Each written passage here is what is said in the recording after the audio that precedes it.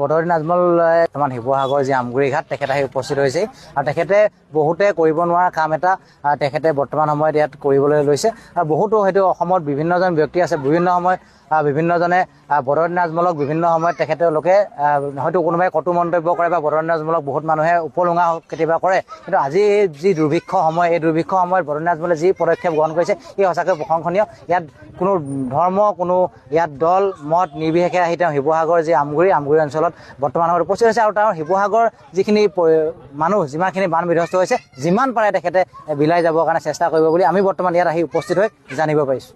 বহুত ভাল লাগিছে বদৰুদ্দিন আজমলে আহি আমাক দুখীয়া পৰিয়ালক যে এনেকুৱাকৈ শিবিৰত আহি বস্তুবোৰ বিলাইছে সেইটো কাৰণে ধন্যবাদ বদৰুদ্দিন আজমলক।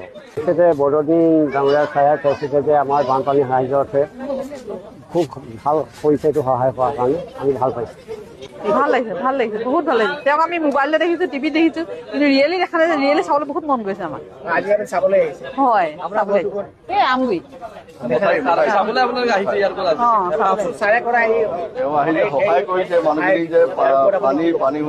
সহায় কৰিছে তেওঁ বহুত ভাল কাম কৰিছে তেওঁ আল্লাহ ফালৰ ভাল পাব তেওঁ।